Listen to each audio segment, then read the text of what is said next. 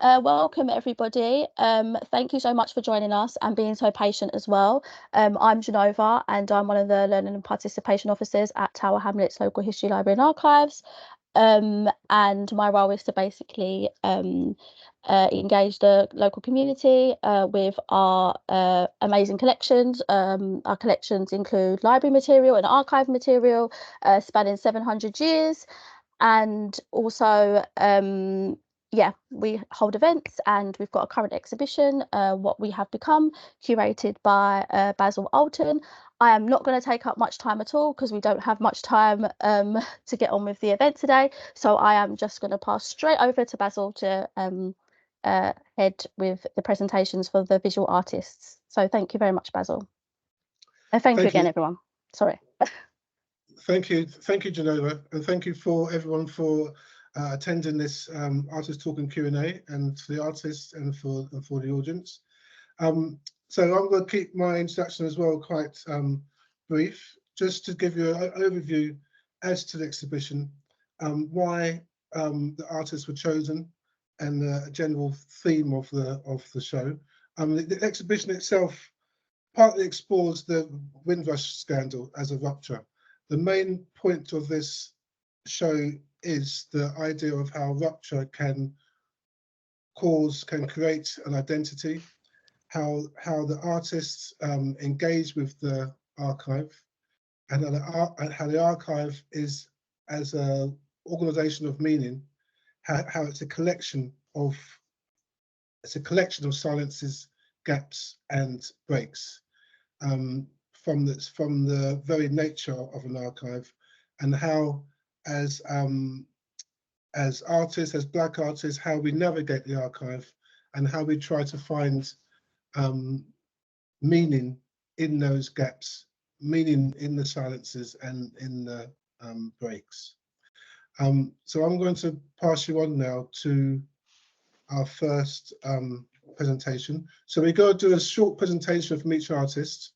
And then we won't have any breaks, and we're going to run straight through onto the artist talk with some questions from the audience at the end. So the first artist is Rudy. So thank you, Rudy. Yeah, I'm just gonna share my screen. Yeah, hi. So I'm Rudy Loewe, and my work in the exhibition is this painting, which is We've Been Here. And this was a painting that I had done in 2019, and it actually kind of came out of thinking about the Windrush scandal at the time, and trying to kind of think about the role of Black women in resistance, and thinking about how actually there is this lineage of the kind of role of Black women in the UK and in resistance, Black resistance movements. And I had been actually working at Tower Hamlets Local History Library and Archives many years before that, and I did this project back in 2015 with young people in the borough, which was about locating some of those Black histories in the archive, and then making comics in response to those histories. So it was just kind of funny to kind of come full circle to this, and think about what were some of those histories that were actually in that archive as well.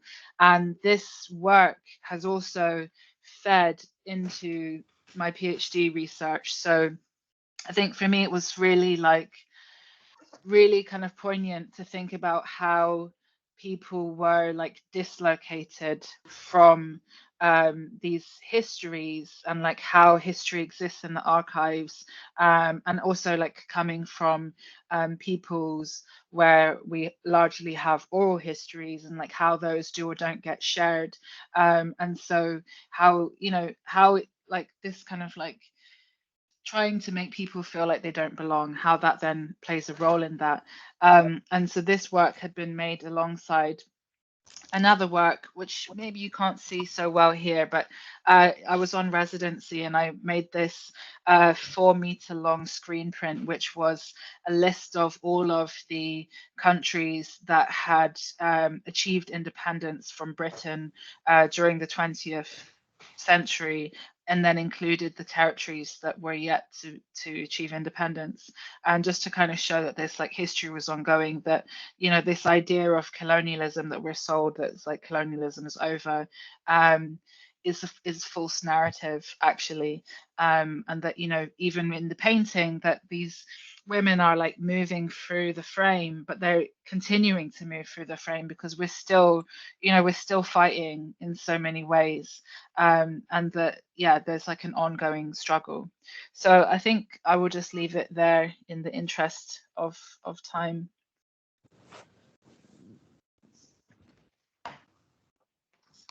That's great, Rudy. Thank you. It's a really interesting comment, observation you made about post-colonialism being a false narrative. That's really interesting observation. Thank you. So we go on to Kelly now. Hi. Thank you, Kelly. Let me just share my screen. Hold on. Okay. Can we all see this? Yeah. Okay, great. Hi everyone, I'm Kelly. I'm a multimedia Chinese artist. I was born in Britain and I'm working mainly with sculpture, installation and performance, but I do make some 2D works as well. And my practice recently has been a lot about collection and about archives.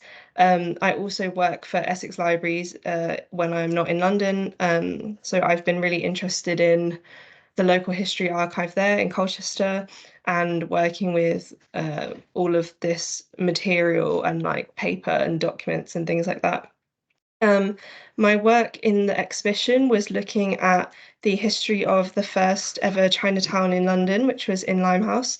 And I basically made a collection. I didn't include a picture because I didn't have a good enough picture, but I made this collection of objects that were relating to my family, trying to talk about a collective immigrant experience through the eyes of two people, my mum and my dad, and I guess trying to link up how there's similarity over this big period of time. And just like I was quite interested in personal versus institutional records and documents and things like that. And I just thought, in the interest of keeping this presentation short, just to include one picture of one of the objects. But this was, I took this from the exhibition at the British Library that I think was on a few years ago now, called Chinese and British, I think. And it was from when you put the survey answer in the box at the end of the show. And I think one of the children hadn't put it in, so I just put it in my pocket. But I thought it was really interesting and poignant and sort of summed up how important it is to have these archives on show and how it just makes that connection between two things that people might think are quite disparate and just like puts them together. And so yeah, that's basically my practice, is just trying to link things up via objects that don't really seem to link up and trying to view it from a personal lens. So yeah, I think that's all from me. Thank you, Rudy. I was saying about finding a link between objects. I was really thinking about the gaps in between. Holly, it's your turn now. Hiya. Thank you. Just gonna keep an eye on the time and try and share my screen. I have classically included far too many images for a 5-minute presentation, but I'm just gonna roll through them. So can you see that? Yeah? Yeah, it's good. Okay, great. So yeah, my name's Holly Graham. I'm an artist as well. Working, I guess my background's in print, but I work in a very cross-disciplinary way. And I was really excited to be invited to participate in the show by Basil, because I guess lots of my work thinks about kind of formations of cultural identity, and thinks about kind of individual and collective memory and how subjective and sort of slippery it is. And I do a lot of work with sort of archival material, thinking also increasingly, I guess, in recent work as well, about those curatorial decisions that inform how we read material, and how we kind of think about how we understand sort of histories. And yeah, so I guess these are some images of my work in the show. I ended up sort of building on or showing a sort of new iteration of some existing work, but that sort of entered into dialogue with the collections at Tower Hamlets Archives. And I guess I had sort of two routes in. So the work is called Haptic Registers, Tender Images, Sonic Frequencies, : Here, There, Find Yourself in It. Very long title. It's sort of two titles spliced together that acknowledges like the existing body of work, which was initially commissioned for an online sort of project space. So it took the form of these like fragmented video pieces, which in turn were built on an essay that I'd written a few years ago for a anthology called On Care, which the essay sort of speaks about sort of how we engage with archival material, and particularly kind of builds on some of the thinking I was doing around two bodies of work which look at images that represent sort of Black bodies, Black experience, but in very different ways.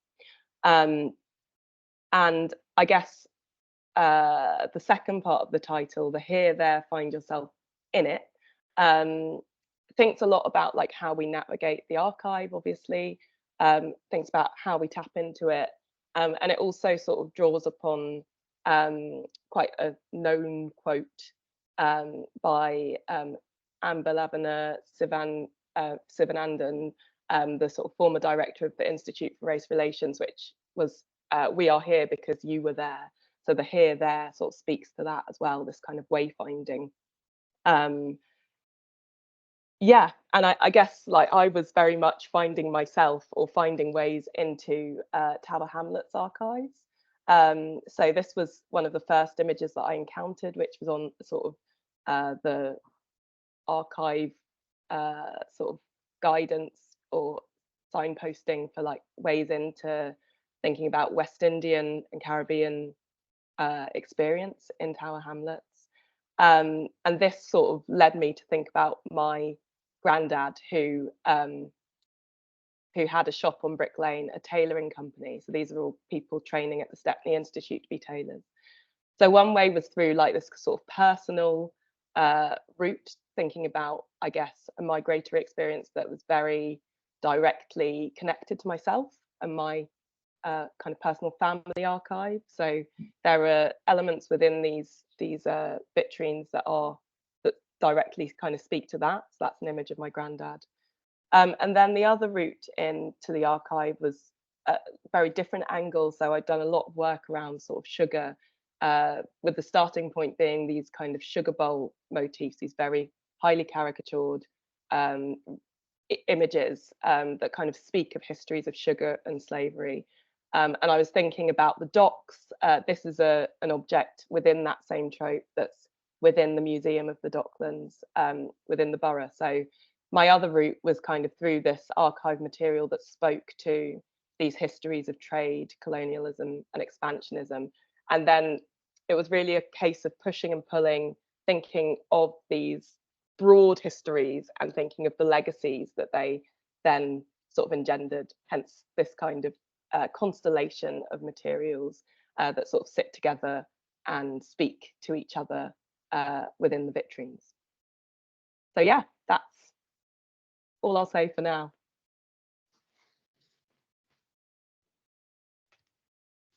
Okay, great. Thank you, Holly. That was really concise talk about a really layered exhibit which you showed in the exhibition. Jensen, you're next on the.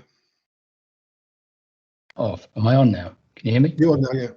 Yeah, great. So I go to a share, don't I?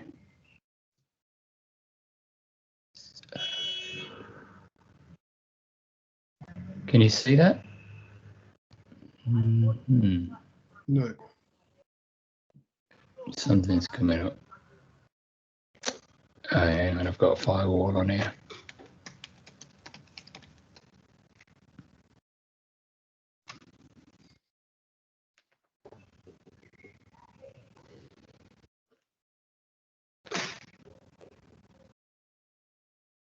Okay. Now? There we go. No. No? Not yet.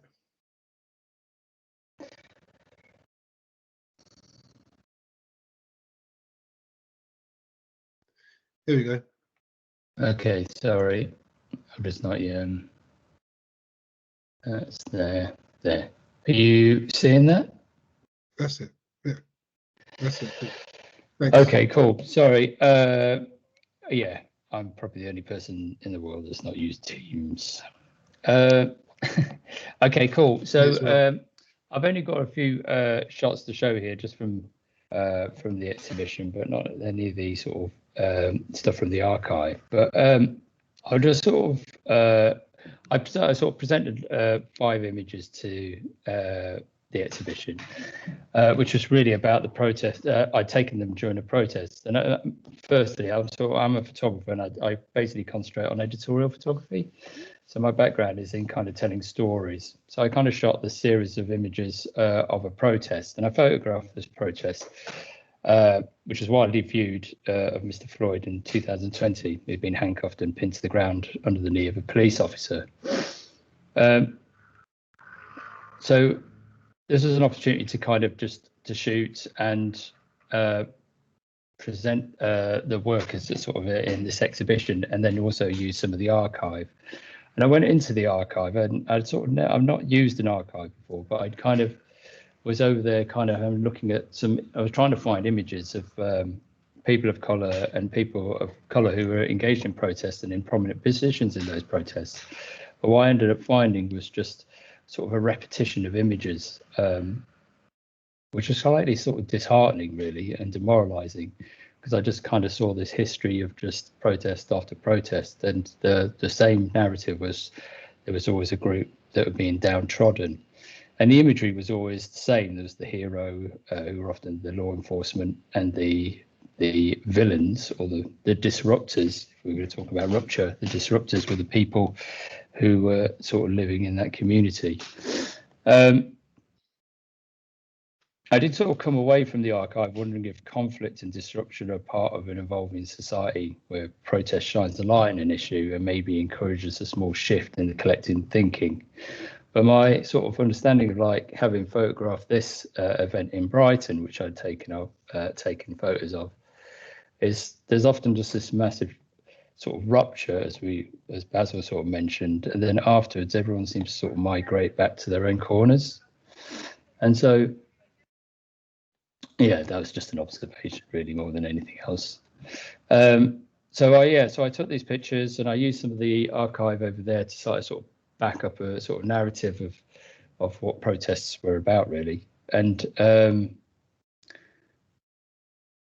think I ended up just using 5 of the shots just to kind of highlight this particular story, and that's about it, really.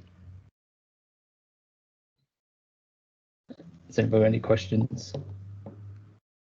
Thanks, Jason. We got to do the questions at Afterwards. the end. Okay. At the end here.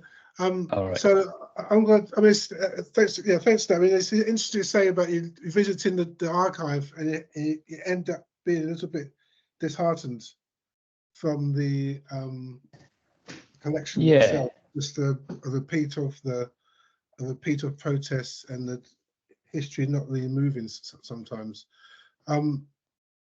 So I'm going to I'm going to share my screen now and talk for 5 minutes. Then we're going to go on to the artist talk.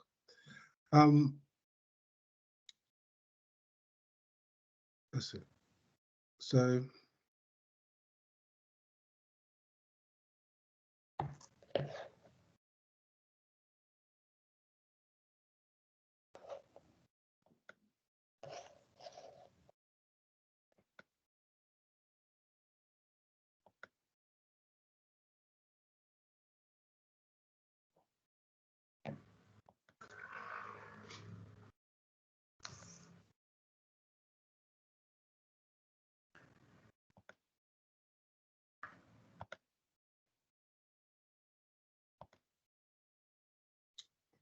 Okay.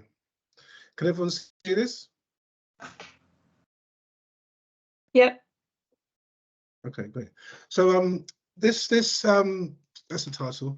So that's my exhibit. So it's called Snakes and Snakes.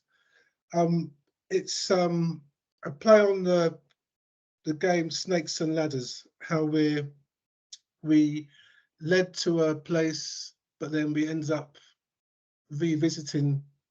almost revisiting the same trauma, or we think we're moving forward, but in effect we're going backwards.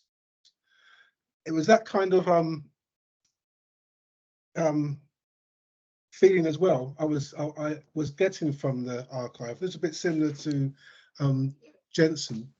I was trying to focus on the idea of how we try to obtain meaning from the gaps, because I was understanding the archive as a place of discontinuity, a place of silence, a place of implied violence, and but still trying to create a positive perception from this. My piece, first of all, was based on these ceramic tubes, which are on the floor of the radiator and above the radiator. They were initially based on drains, and the idea with Windrush being washed away, the way that documents were destroyed, people were sent back to a place which they had no awareness of, and that all their hopes and dreams were kind of like disposed of. So that was the original idea behind these tubes. But after making them, I started to think they looked like ships' foghorns, and almost like people's voices, as in the mouths of people. And so I started to display them in all different glazes. Some of them were quite nice glazes, others were not so nice glazes, to emphasize the way that people's dreams had been washed away. So then I started to work with the actual document itself. So I used the document of, I'll go straight to this slide, the Empire Windrush passenger list, and a deed of commercial roads, which I think was used with Holly as well. So I really like this handwritten passenger list of the people who resided in Tower Hamlets. And a deed of commercial roads was also quite interesting, because the commercial roads was built by Robert Milligan and his contemporary, but I can't think his name now. So Robert Milligan was an enslaver from, he had plantations in the West Indies, and he made Commercial Road to take his produce, the produce of enslaved people, straight from West India Dock, straight into the city. So the road was built solely for that purpose, and an act of parliament was made for that as well. And I was fixated by this. So I used these documents of Commercial Roads, the documents of the Windrush Passenger List, and was starting to think about how that Commercial Road came into effect, and the violence and the trauma which caused that deed to be produced. But my work itself deals a lot with collage and layers of meaning, layers of interpretation. And this slide here, I was trying to make the gaps so that the decorative frill was running underneath the collage, but linking the collages up. So I was trying to find a link between different documents, trying to find linking between the different layers of meaning. And this slide here,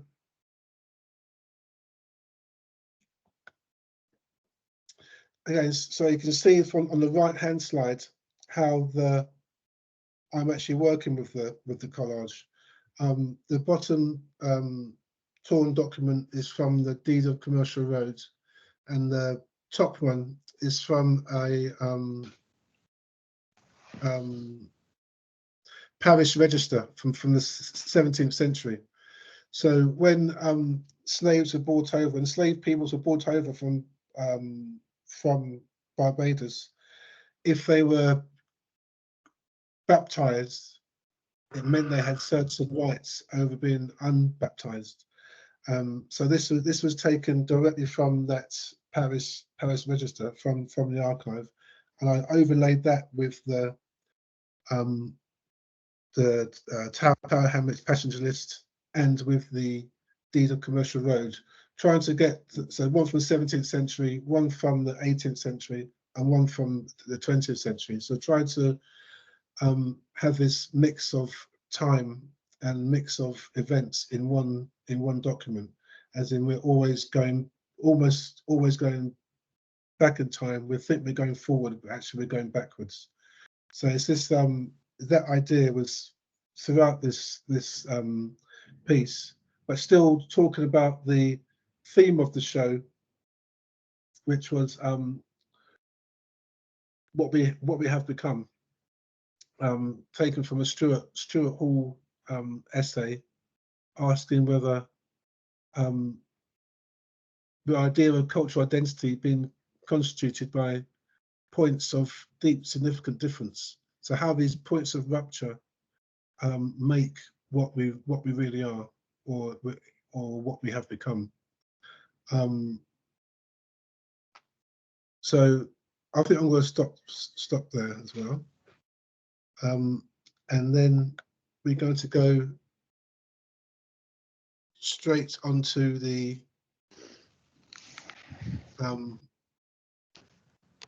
talk, the artist talk. So picking up on a couple of points. Well, actually, talking about, I'm going to talk about the implicit violence of the archive, but connect that with one of the questions, which is, do the themes of healing, reclamation, and reconciliation apply to your artistic practice? Because lots of my work was dealing with violence, dealing with trauma, but also another side of my practice is the fact that it deals with themes of healing. And does that apply to anyone else? Yeah, I mean, I'm happy to jump in briefly. I would say definitely within the work that's in the show, that essay, which is kind of framed, I mean, the essay itself, which is called Beholden, A Duty of Care. And it really is thinking about like this sort of careful and reparative handling, like how do we engage with material that may be fraught or shot through with trauma in certain ways, and what are the responsibilities we have to that material, and then therefore how do we respond. And it very much kind of draws upon Christina Sharp's In the Wake, thinking about this aftermath of slavery, this aftermath of this event, which continues to reverberate into the present, and thinks about what she frames as wake work as this kind of method of careful and attuned kind of responses with this acknowledgement of this wake, of this kind of past that continues. So I would say, within that, I really see, I guess I would say my practice, more parts of my practice more broadly, but definitely some of the conversations that I'm having within this work feel very much tapped into some of those threads. Yeah. Okay, thanks. Kelly, I'd like to ask you a direct question, actually, in connection with what Holly was saying. Could you finding connections between histories and engaging with the material in different ways? Because some of your objects are found, some are given, you obtain objects in different ways, so that each object has a particular history behind it. Would you like to carry on that conversation, or talk about that, how you connect those histories? Yeah, so I also have a point to say first, I think, about the healing aspect, is that all of the objects that I used they do have a sort of calming energy to me. And I remember going to the archive for the first day to start this project. The night before, I'd had a racist incident, and I came into the archive and started looking at all these newspaper cuttings that were just horrific. And I was just thinking about how I actually found a lot of peace from seeing the way that someone else a long time ago experienced something similar to what I experienced the other day. And I don't know why, it just felt really nice to have, like, it was like having a friend like in time or something. And I just feel like I wanted to just bridge that gap of like thinking that something's like really long ago when it's actually just still happening. And all the objects come from, some of them are gifts, some of them are like stolen from work. And everything has its own little history that, I don't know, just makes me feel better owning it and showing it and sharing it with people. Yeah, exactly. Yeah. And Rudy, I'd like to speak, because in your painting that you showed, it's all women, and they do move from different points in time, but all on the same frame. So I find that idea of layering different times within the same frame was quite interesting. That's it. And also the ideas about healing as well, which we've been talking about. Yeah, so on the topic of healing, I feel strongly about this idea of like a healing rage. That I think that it's really important that we find a way to process the rage that we're feeling through and out of the body. And for me, painting is a way to do that. It's a way, even looking at the archive, I'm looking at something and I'm taking it in. and then through painting, I'm processing it back out. Because you know, when you hold that in your body, you hold it as a trauma, and it can take a physical manifestation in your body, and you can become very unwell.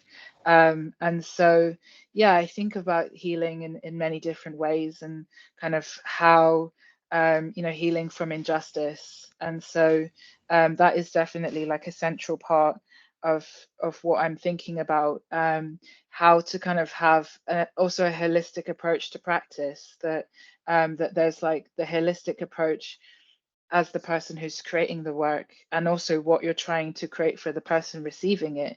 You know, that I think working with things that are sometimes so heavy, you know, like this, like colonialism and injustice that's been ongoing, then it is very heavy.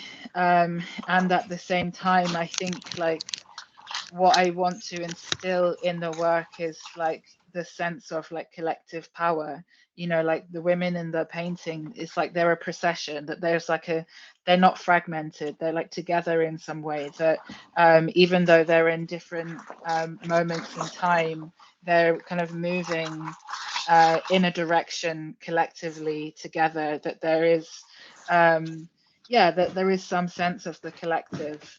There's some sense of solidarity, that like, you know, those women have probably come from different places, that, you know, different backgrounds, but there is something that is drawing us to each other, to resist together, and that's kind of what they represent for me. That's really interesting, the way that you say it's not fragmented, because I always think in fragments, but you're that there's a whole memory, or a whole emotion that you're feeling, not fragmented. That's quite interesting. Okay, I mean, it's like there's this, it's like it's fragments of different moments, you know, because it has different moments of history, but I think that you know, the idea is that there is something collective about it, bringing everyone together. Okay, great, thanks. I mean, the reason why I had the reason why I asked all of you to be part of this exhibition was because of your the way that you all work. All of you are quite careful in your approach, as I see. I've had first hand with Kelly and Holly in a seminar, I think we were somewhere, I think. And Rudy, I've worked with you before, a long time ago, but all of you approach the material in a very careful, thoughtful manner. And that idea about care, and Holly, what you say about wake work was really interesting. It all really infused me for you to be part of this exhibition. What also a lot of you have mentioned as idea about the objects and history. Can anyone say anything about the idea of finding meaning in the gaps of the archive, or the gaps in history, whether the gaps held something for you?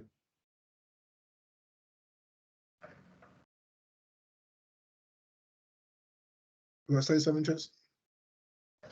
The archive, well, I guess probably going to repeat what I said, isn't it? Like, looking at the archive, for me, it was just like, I suppose the point of the archive is to give context, isn't it? And so I was able to kind of look at history a little bit more in context to what I was doing. So like, I photographed an event, I photographed a protest, and I photographed it in a way that was to sort of present the people in that space in a more sort of truthful and honest way. So going into the archive, like seeing the gaps, I don't know, it's like, okay, yeah, maybe it showed it like I said, it showed me like the sort of the history of protest in that area and showed me what was there, but maybe the gaps were that revealing. Do you know what I mean? I mean, I don't know how to explain it really. I just think that maybe like when I went into the archive, I was hoping to find answers, maybe a little bit. You know, you got this idea. Maybe I was a little bit naive. You know, I was thinking I was going to go in there and then I'd find like these patterns and these answers and these representatives in what I was doing. And I know in other people, when I've seen their work, they're sort of finding threads in their history. But like through what I was doing, I was just, I suppose what I saw is the people that were photographing those protests. You know, it all comes about from who's telling the story, doesn't it? And who's actually photographing and whose point of view. And so maybe it just reinforced what I already know, that is that, you know, the people telling these stories aren't the people that are often in them. And I suppose that was the point of what I did. So I don't know if that answers your question. Yeah. And it's all an answer. Holly, you put your hand up? Yeah, thought I'd try the raise hand button. Yeah. Yeah, just to kind of build on what Jensen's just said, I think that, I mean, I think about gaps within collections quite a lot, and I think very much to echo what you were just saying, it really, what it reveals, I guess, is like the agendas and that are at play, and the authorship and the subjectivities. So I think there's something really interesting about interrogating those gaps, because it helps us to read like how these collections of material have been authored, and it tells us a lot about like you know, what's maybe behind that. And I guess like a classic example, which I'm encountering at the moment on another project, is thinking about how often the names of enslavers or merchants, you know, are often documented, and we can kind of find out about them, but often the names of the enslaved, the people who were exploited by them, aren't documented. And what does it mean to kind of look through material and like draw out that information while acknowledging this sort of gappiness? Whose lives are we then able to like privilege or acknowledge?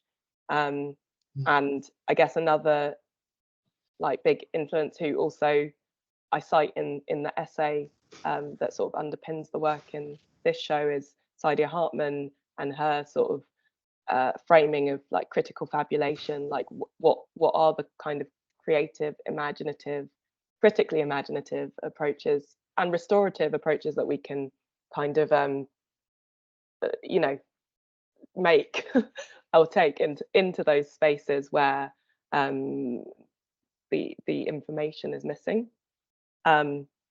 So yeah, I guess definitely, I think there's definitely a lot to read into and read between the gaps as well. Yeah, great. Yeah, I think it's all in the gaps personally. Rudy, you hand up as well?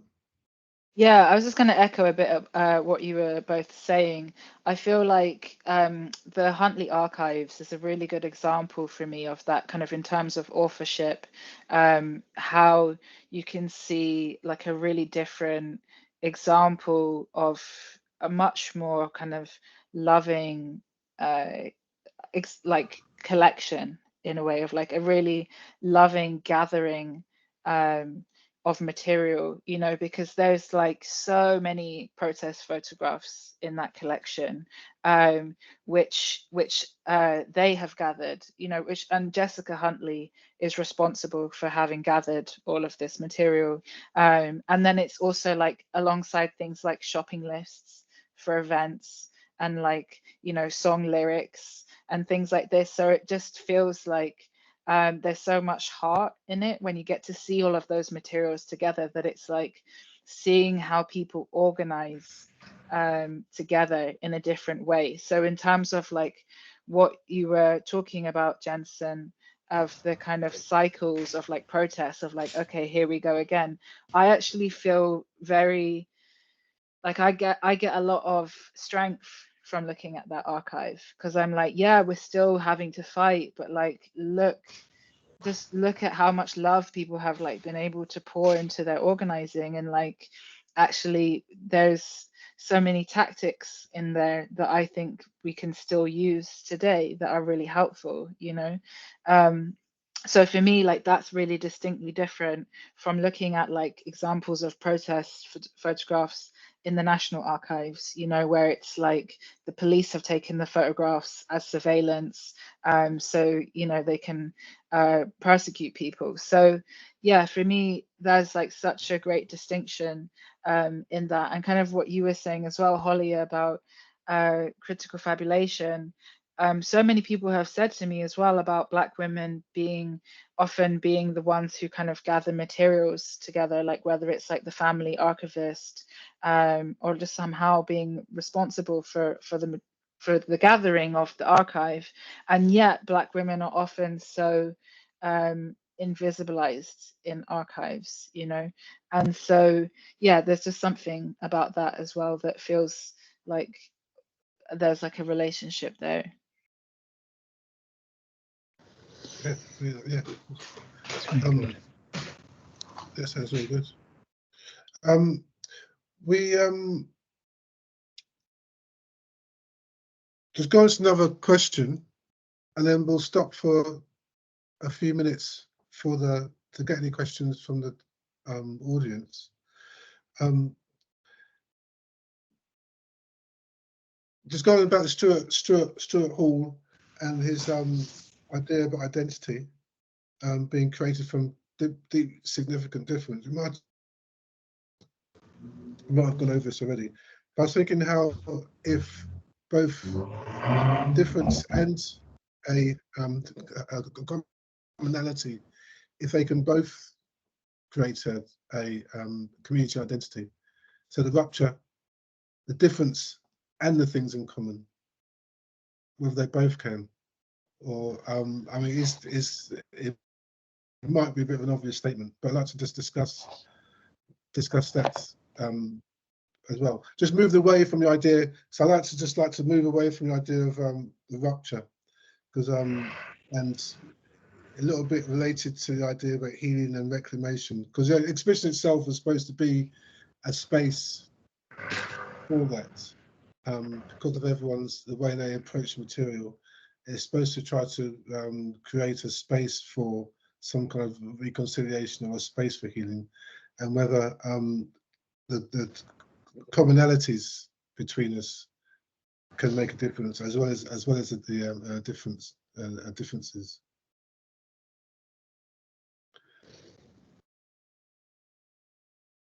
Want to say something?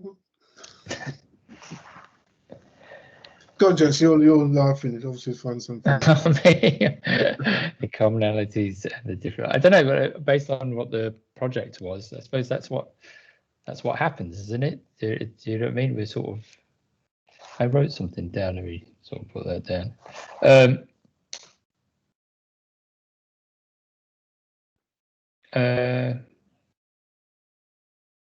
Sorry.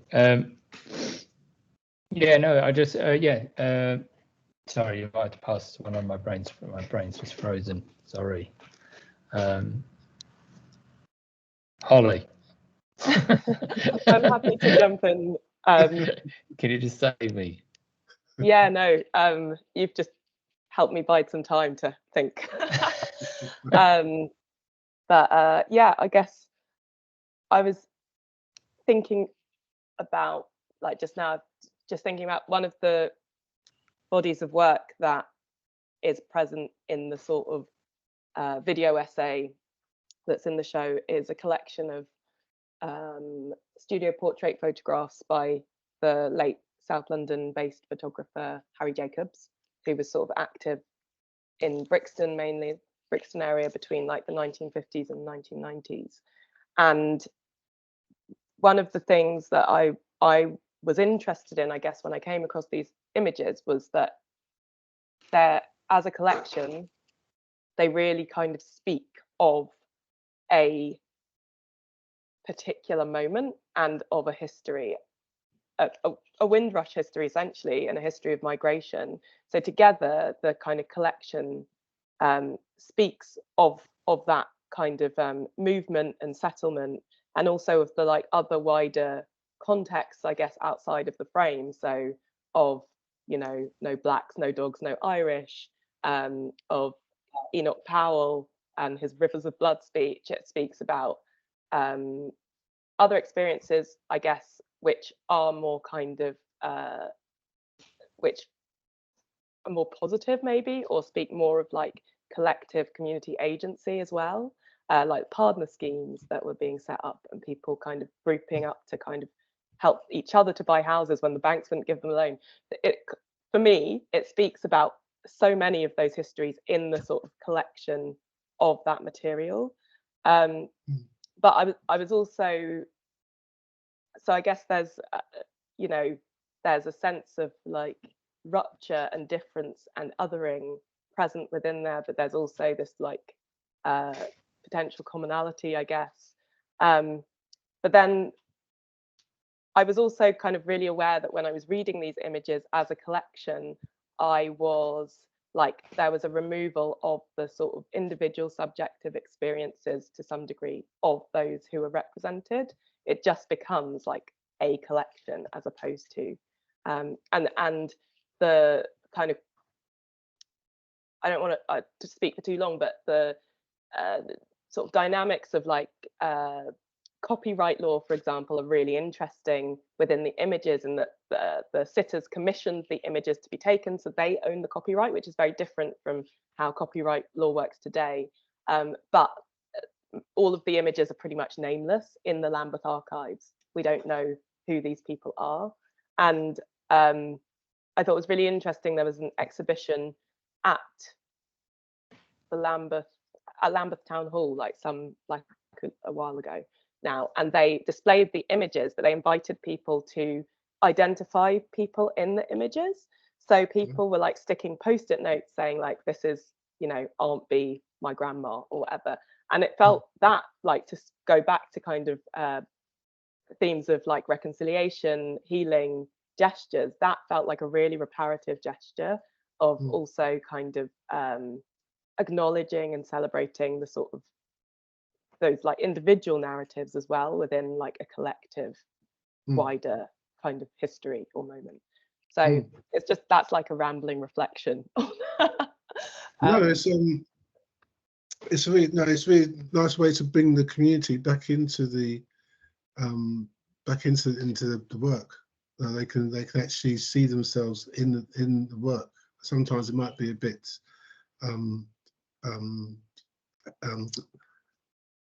abstract, but to be able to actually pin something onto the work, or to pin something next to work, it does make a much more of a connection.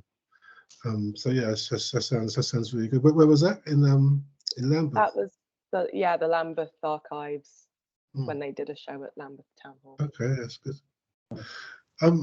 Thank you. Yeah. So I mean, we're going to almost start to finish up. Really, we've got to offer some questions to the audience and see if there's any questions to answer from the audience.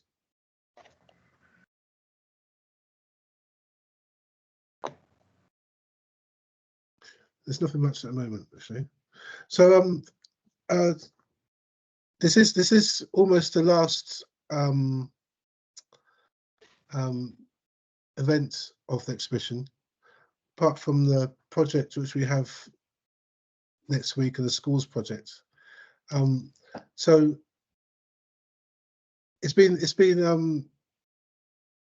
a real pleasure working with you all on this show, and it's brought up different, because you always have a few questions in your head when you start a project like this, but it's brought up more questions and answers for me, which is obviously a good thing.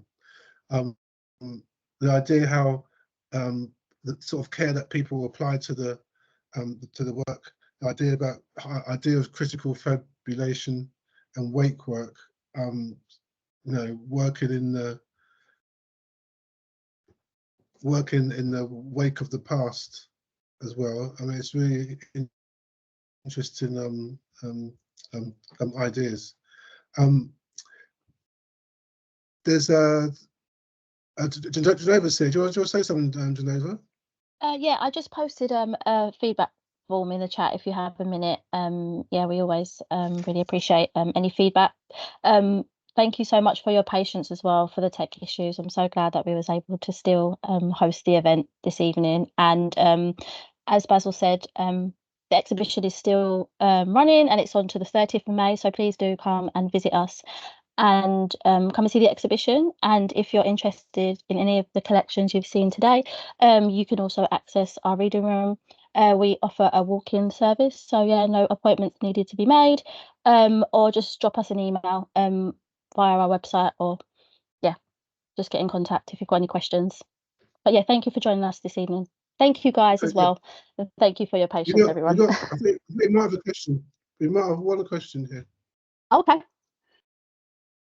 I can't see it. But it's on to the first of June. The show. I can't get his question up. The final event is the 30th of May, right? So the final event is 30th of May. The exhibition is open until Saturday, the 1st of June. Yeah. Okay. I can't see the question. Someone's typing, but Amazing. Saying thank you. Saying thank you is a balm. Thank you. Okay, everybody. Thanks for your time and attention and patience, and to the audience as well. It's been a pleasure seeing you all together again. And